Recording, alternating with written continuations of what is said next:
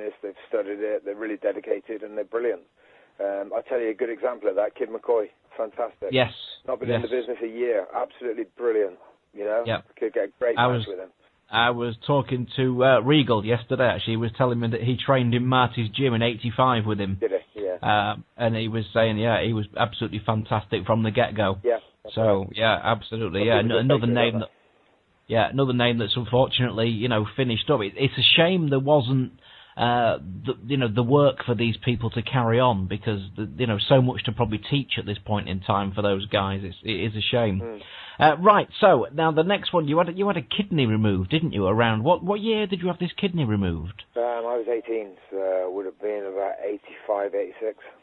Did this curtail your career at any point for a period of time? I had about 6 months off after the operation. Like I've been told many times, they told me I'd never wrestle again. They said that was the end of my career.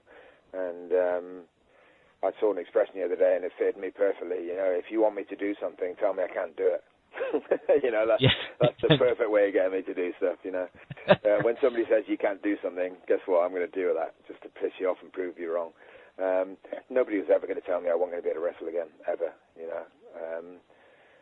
And that's the way it was. Within 6 months I was back in the ring, and I've had numerous injuries like that where they've said, you'll never wrestle again. And I was just that headstrong, and wrestling was all I ever wanted to do. And if it meant carrying me out in a box, then carry me out in a box, because that's what I'm going to do.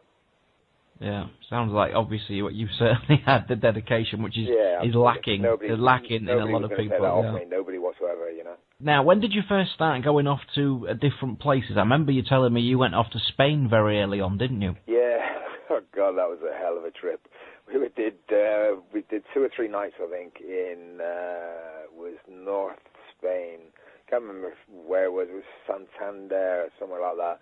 And I think it was a trip, me and Ray Steele and Tully O'Kay and somebody else. There was only 4 guys, and it was in northern Spain, and it was a real hellhole. It was horrible. We stayed at some YMCA place. It was full of cockroaches. It was absolutely gross. And for people listening that think wrestlers have a fantastic lifestyle and we stay in luxury spas and stuff like that, God, you need to come on a road trip with us sometime. Where are some of the countries you've been to? Because this is a big part of your career, isn't it? You've done a lot in Germany and abroad, and I think this is where you've worked with a lot of the people, a lot of names that have gone on to make worldwide success. So where are some of the countries you've been to around Europe?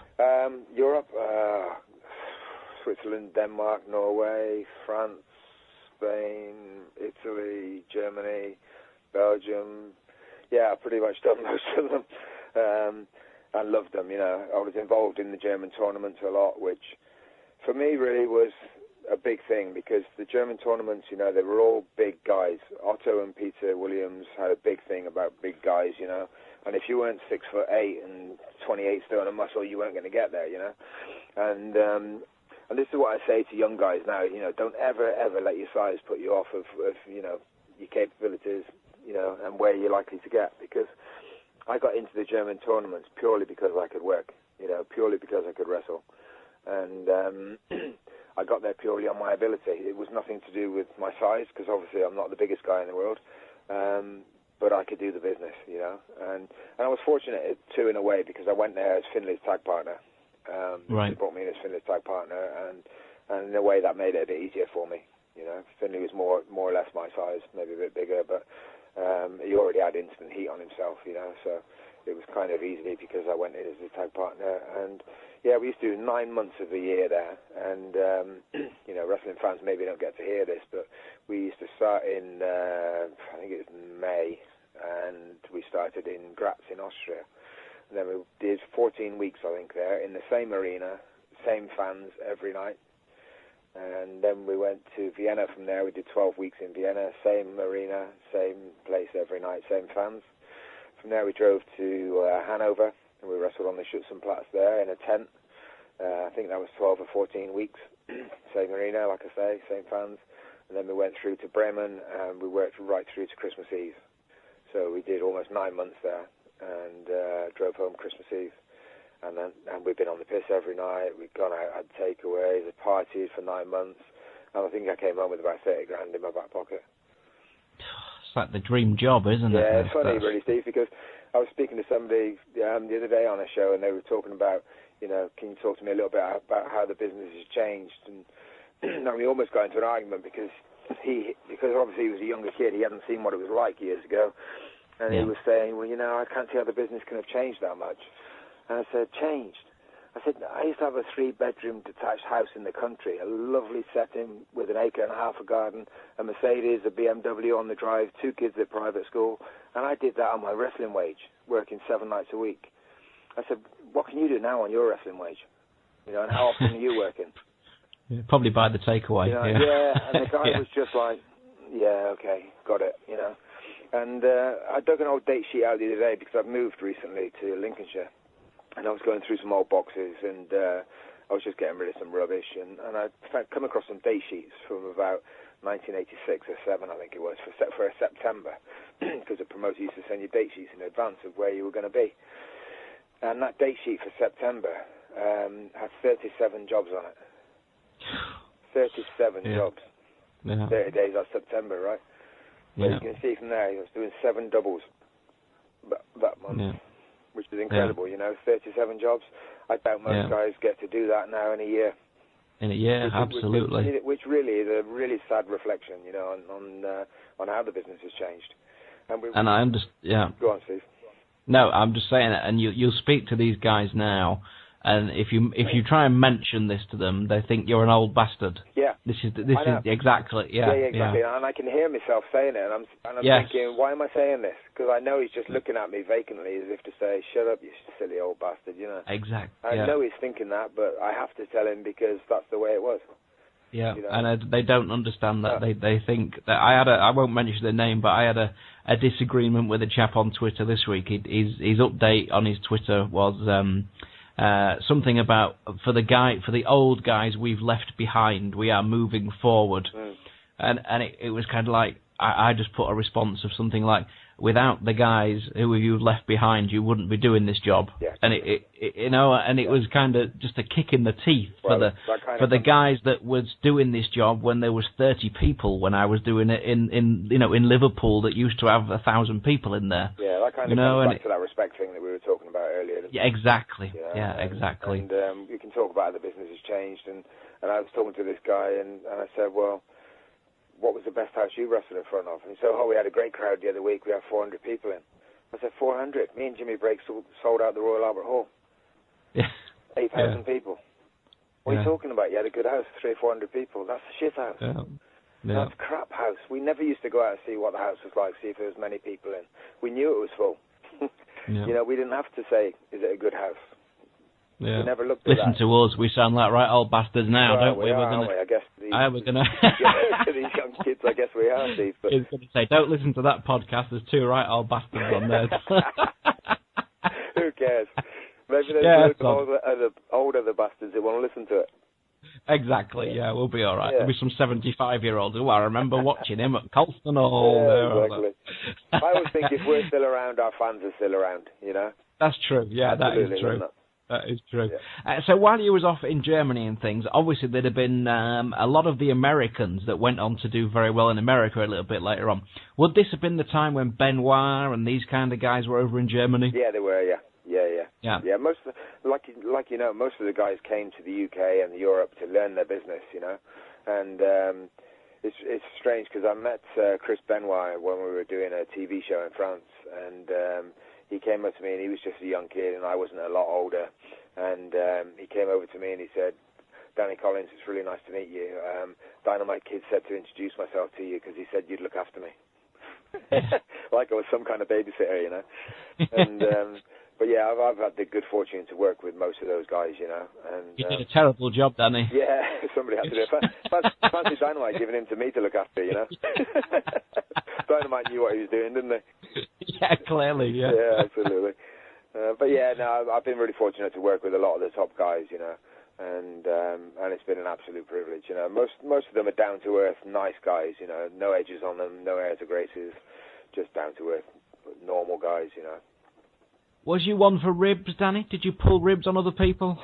Yeah, occasionally, we had mainly with guys that I knew well, you know, the likes of Finlay and Haystacks and stuff like that. I think you bond some real good friendships in this business, and you tend to bond friendships with certain people, and they're lifetime friendships, you know. I've got a handful of guys that I would call absolute best buddies, where I could phone them up and just turn up on the doorstep, you know. And I could name a few. I've got Finlay, I've got Skull Murphy, Robbie Brookside, those sort of guys, you know, they're the sort of guys that'll be with you for a lifetime. Darren Walsh.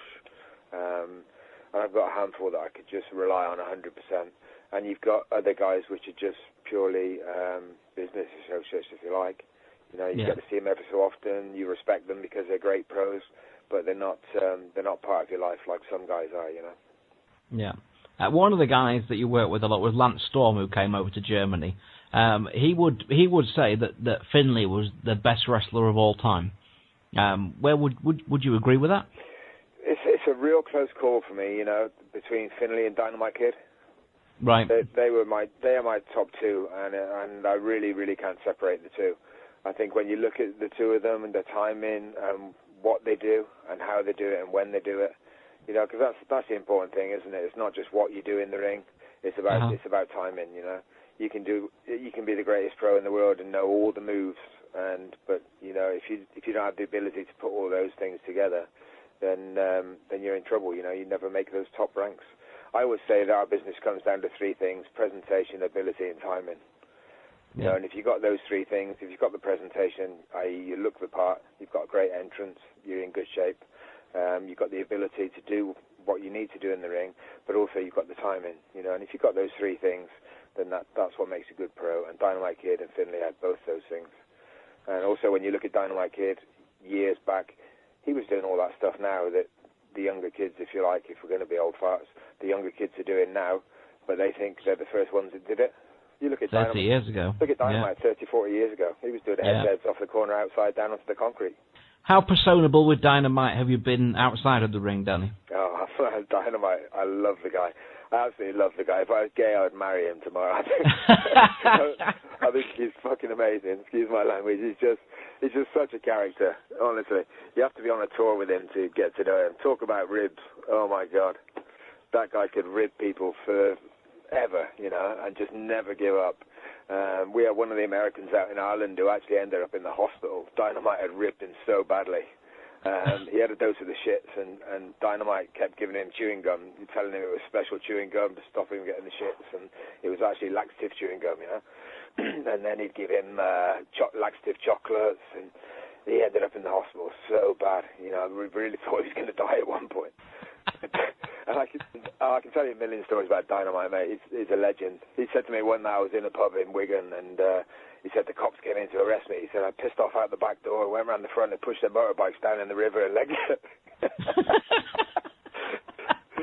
The guy's just a legend. He's brilliant. And I had the privilege to wrestle him in his later days, you know, after he had his major injury.